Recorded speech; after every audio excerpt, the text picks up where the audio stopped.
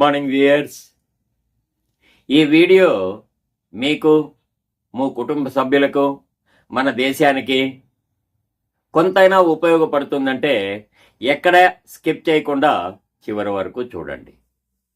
ఈ దేశం ఏమైపోతే నాకేంలే అనుకుంటే ఈ వీడియోను చూడకుండా ఇంతటితో ఆపేయండి. ప్రపంచంలో ఎక్కడ ఏ సంక్షోభం తలెత్తినా దాని ప్రభావము ఇండియాలోని రూపీ వాల్యూపై పడుతోంది. మొన్నటిదాకా ట్రంప్ టారిఫ్ రేట్లు రూపీ మారకం విలువపై విపరీత ప్రభావాన్ని చూపాయి. దేశంలోని స్టాక్ మార్కెట్లన్నీ కూడా దారుణంగా దెబ్బతిన్నాయి. ఇప్పుడు ఈ ఇరాన్ యుద్ధం మూలంగా గత 3-4 రోజుల నుంచి రూపీ మారకం విలువ దిగజారుతోంది. నిన్న ఒక్కరోజే దాదాపు 65 పైసలు రూపీ విలువ పడిపోయింది. ఒక రకంగా దీనికి కారణం మనమే. మనకు స్వాతంత్రము వచ్చి 75 సంవత్సరాలు దాటినప్పటికీ కూడా ఇంకా మనం ఎక్కువగా దిగుమతుల మీదనే ఆధారపడుతున్నాము. ఇంకా అనేక రంగాలలో స్వయం సమృద్ధి సాధించలేకపోతున్నాము. మన ఎగుమతులు భారీగా పెరగాలి. అప్పుడే మన రూపాయి విలువ బలపడుతుంది. ప్రపంచంలోనే అత్యంత వినియోగ దేశం మన దేశం. దాదాపు 140 కోట్ల జనాభా.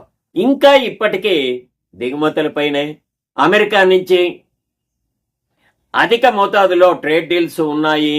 ఇంకా దిగుమతుల మీదనే ఎక్కువగా ఆధారపడుతున్నాము. ఒక్క ఆయిల్ విషయంలోనే ఇప్పటికీ దాదాపు 80% దిగుమతుల మీదనే ఆధారపడుతున్నాము. ఇప్పుడున్న యుద్ధ పరిస్థితులలో ఆయిల్ రవాణా దాదాపు ఆగిపోయింది. హర్ముజ్ జలసంధి మీదుగానే మనకు ఆయిల్ రవాణా జరుగుతుంది. అది ఇరాన్ ఆధీనంలోనే ఉంది. మరి హర్ముజ్ జలసంధి ద్వారా రవాణా కావాల్సిన ఆయిల్ నౌకలు దాదాపు ఆగిపోయాయి. ప్రస్తుతం మన దేశంలో ఆయిల్ ధరలు అదుపులోనే ఉన్నాయి. కానీ ప్రపంచ మార్కెట్లో రోజు రోజుకి ఆయిల్ ధరలు పెరుగుతున్నాయి. ఆయిల్ ధరలు పెరిగితే దాని ప్రభావము రవాణా వ్యవస్థ మీద పడుతుంది. వస్తువుల రవాణా వ్యయము పెరుగుతుంది. దీనివల్ల ఇన్ఫ్లేషన్, ద్రవ్యోల్బణం ఏర్పడే ప్రమాదం ఉంది. దాని ఫలితంగా రూపాయి రోజు రోజుకి బలహీనమవుతుంది.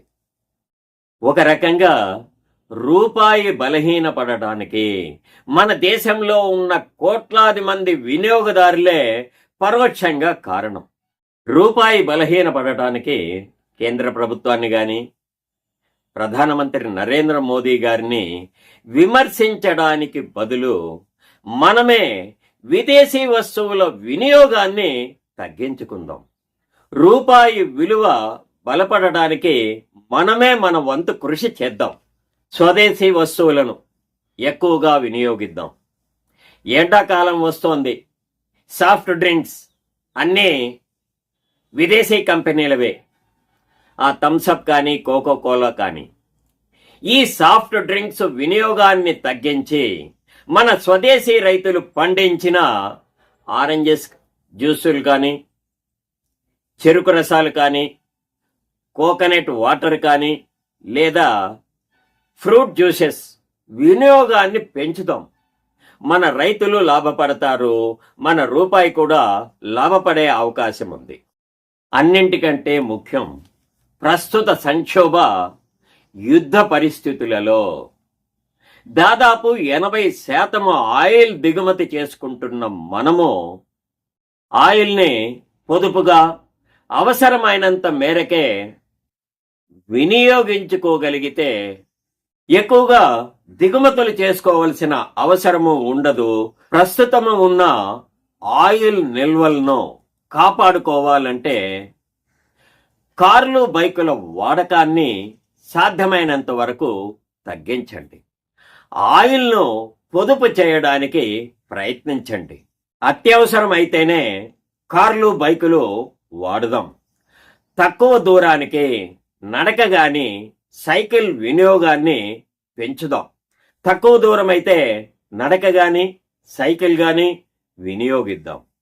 2-3 కార్లను వాడడానికి బదులు కలిసి ఒకే కారులోనే ప్రయాణించడానికి వీలవుతుందేమో ఆలోచిద్దాం. 2 బైకులు వాడడానికి బదులు ఒకే బైకే ఉపయోగిద్దాం. ఈ సందర్భంగా వంట గ్యాస్ వినియోగించే గృహిణులకు కూడా నాదొక చిన్న విన్నపం. ఎల్పిజి గ్యాస్ కూడా వంట గ్యాస్ కూడా కొరత ఏర్పడే ప్రమాదం ఉంది అంటున్నారు. అందుకోసమే గృహిణులు వంట గ్యాస్ను ఎంత పొదుపుగా వాడుకుంటే అంత మంచిది. మళ్ళీ మళ్ళీ వేడి చేయడానికి బదులు ఒకసారి వేడి చేసి ఆ ఆహారాన్ని ఒకేసారి వినియోగిస్తాం. మళ్ళీ మళ్ళీ గ్యాస్ వాడకాన్ని సాధ్యమైనంత మేరకు తగ్గిద్దాం. వంట గ్యాస్ కూడా ఎంత పొదుపుగా వాడుకుంటే అంత మంచిది. ఇంధనం వాడకాన్ని ఎంత మేరకు పొదుపుగా అవసరం మేరకే మనం వినియోగించుకుంటే మన దేశానికి ప్రత్యక్షంగా పరోక్షంగా మేలు చేసిన వారం అవుతాము. మన ఇండియన్ ఎకానమీని కాపాడిన వారం అవుతాము. మన రూపాయి విలువ మరింత దిగజారకుండా అడ్డుకట్ట వేసిన వారం అవుతాము. అందుకే save rupee value, save oil, save Indian economy, ఇదే మన నినాదం కావాలి.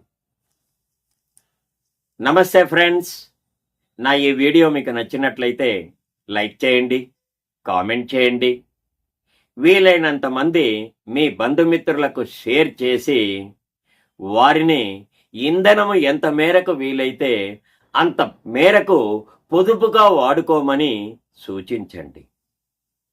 ఇంతవరకు నా ఛానల్ని సబ్స్క్రైబ్ చేయకుండా ఉంటే సబ్స్క్రైబ్ చేసి నన్ను మరింత ప్రోత్సహిస్తారని ఆదరిస్తారని ఆశిస్తున్నాను. ఇలాంటి మరిన్ని వీడియోలతో మళ్ళీ మీ ముందుకు వస్తాను.